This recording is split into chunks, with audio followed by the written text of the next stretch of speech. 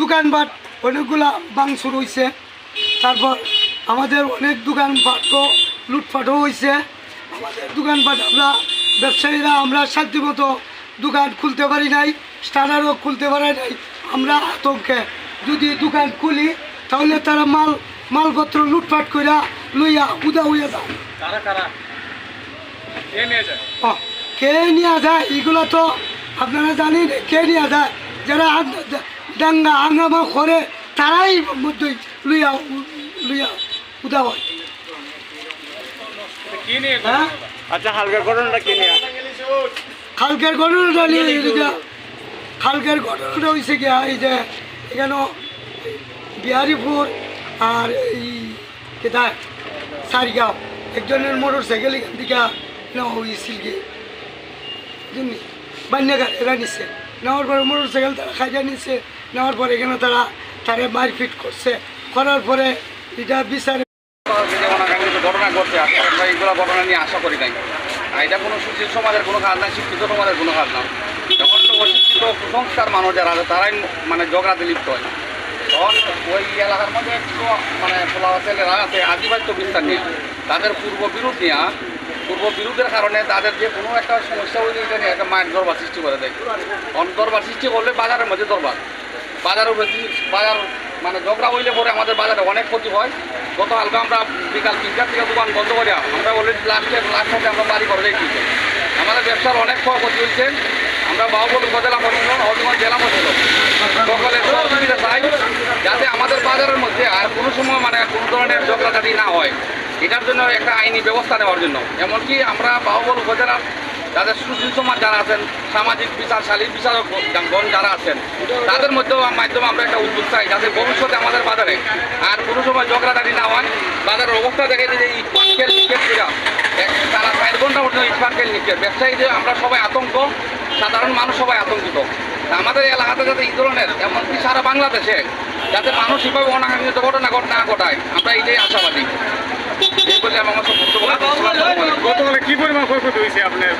অনেক ক্ষয়ক্ষতি হয়েছে, অনেক সাড়ার মধ্যে বাইরে নিয়েছে, সাড়ার মধ্যে বিপদ দেখাতে হয়েছে। কে বা হারাচ্ছে এটা তো আমরা মোটামুটি ভালো, যেহেতু গতকালকে রাত্রে যে সেনাবাহিনী আসার পর থেকে মোটামুটি আমাদের অবস্থান ভালো। এখন কোনো এই পর্যন্ত কোনো নিউজ পাওয়া যাচ্ছে না যে কোনো ঝগড়াঝাটি আর হবে কিনা। ব্যবসায়ীদের এমনি কোনো ক্ষয়ক্ষতি হয়েছে? ব্যবসায়ীরা ক্ষয়ক্ষতি মানে রোডের সাইডে অনেক ক্ষয়ক্ষতি হয়েছে, প্রায় 2-4 লক্ষ টাকা। তা আশাবাদী যে আর আতঙ্কে না হরই, যেহেতু গতকালকে সেনাবাহিনী আছে। পরিস্থিতি শান্ত, প্রধান পরিস্থিতি শান্ত। আমরা হলো বাজার, আমরা গরিব মানুষ, আমরা বাজারও এরা মাইন লাগাই 6 মাস লাগাই ওই বাজার হইল বাজার আমরা অনেক ক্ষতিগ্রস্ত। আমরা কেন দোকানপাট লাগাই যেতে করে পারি এখানে মাইর দোকানপাট বাংলা ছাড়া হইলে কালকে সেনাবাহিনী অনেক কিছু রক্ত হয়েছে, নাইলে আমরা আরো বহুত আসতাম। ওই মাইর লাগবে বাজার হইল লুটপাট করে বাজার। আচ্ছা, এখন পরিস্থিতিটা কি? ওখানে সেনাবাহিনী আমার ভর্তি থেকে কিছু সময় যাবে আর কি মারামারি তো ভাই মই মুরগির কিছু দোষ আছে, নাহলে পাতলা ফুলান্তের গার্জেনের কোনো দায়িত্ব নাই। এই যে এদিকে সভাপতি আমি খালকের যে বিষয়টা গতকাল সারিগার সাথে যে গন্ডগোলটা আমার বান্যাঘাট একবারে নিতান্ত সারিগারের আর একটা জুলুম প্রক্রিয়ায় এই মাইজাঙ্গাটা হয়েছে। বিষয়টা হইলো আসল বিষয়টা হইল সারিগারি একটা গ্রাম নাম হইল দৌলতপুরের নাম হইল রুবেল হইয়ার নাম। আমরা শ্রীমঙ্গলের রুটে পার্টসের ব্যবসা করে ওই সাইডগার কিছু লোক গেছিল পার্টস, কিন্তু দরদামের বেশ কমের কারণে বেড়ার সাথে এরা দরবার লাগাই দিচ্ছে রুবেলের সাথে, দৌলতপুরের রুবেলের সাথে তারা দরবার লাগাই দিচ্ছে।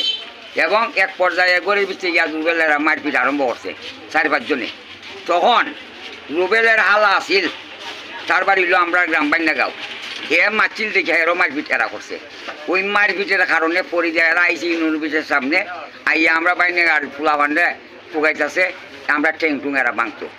এই খবর পাইয়া আমি মুতাব্বির হোসেন বাড়ির থেকে খবর পাইয়া মিরপুর ইউনিয়নের অফিসের সামনে আমার দোকানের সামনে আইয়া সাইডগারের আরে কইছি কিতা বলে অন্য ঘটনা বলে আমি যদি আমার গ্রামের কোনো ফুলা যদি তোমার সাথে অন্যায় কোনো কিছু করে থাকে তোমরা পাও দিলে আমরা বিচার দিব। আর এরা কইছে যে তারার সাইকেলটা পায় না। তখন দেখা যায় সাইকেলটা পাইলাম ওই বাজারের ইউনিয়নের মুখই সাইকেলটা সহ লইয়া গিয়া আমরা তারার গ্রামের ওই ইদ্রিস মিয়া কইলার নাম আমার বিয়াই টান্দারও গেছি 100-150 বাজারের মুখো সাইকেল লোক এরা সামনে দাঁড়াইয়া সাইকেলটাও দিছি আর কইছি যে বিয়াই সাইকেল সকল মানুষে কইছি যে আমার গ্রামের কোনো ফুলা যদি তোমার সাথে অন্যায় করে থাকে তোমরা আর ফাউ দুইটা বিচার তুমি আমার একটু টাইম দেও তারপরও আমরা মার করতাম না আর তোমরা যদি আমরা মারো তারপরও তোমরা সাথে আমরা মার আমার গ্রামের কোনো ফুলা মার করতো না এইভাবে তারা কইয়া আমরা খালি গেছি বাউল মেয়ার দ্বারও যাইতাম 3টা সাইকেলে গেছি আর এদিকে গেছি বাউল মেয়ার দ্বারও জানাইতাম আমরা নেতারে আর এদিকে তোমার এরা কি বললা লইয়া আইয়া মাছ দৌড় আরম্ভ করছে ওই সময় এরা আমরা এই আমার গড়টা আমি পাড়া জ্বালাইছি আমার গড়টা আমার দামান বেটারে এই গড়টা আমি 45 বছর ধরে আমি দোকানদারে করি কিন্তু মাছটা লাগলেও আমার গড় ভাঙি যায় মাছটা লাগলেও আমার গড় ভাঙি যায় এই গড় ভাঙার কারণে আমি ব্যবসা বাদ জ্বালাইছি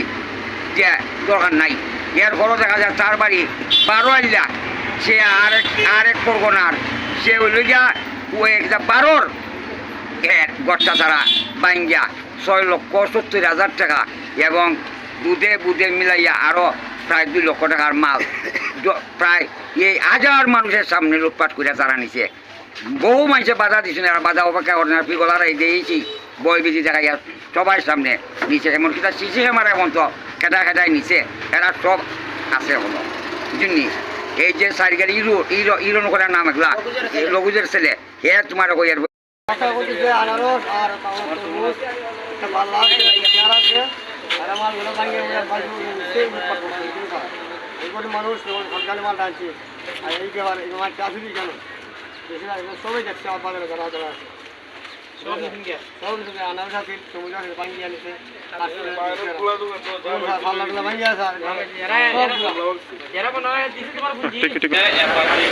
একটা সাইকেল নিয়ে আইসে আইসা বলে একটা ব্যাটারি দেব তো আমার এই ব্যাটারিটা এই যে এই ব্যাটারিটা আমি 12,009 এম্পিয়ার ব্যাটারি দেখে 9 এম্পিয়ার হামকো কোম্পানির ব্যাটারি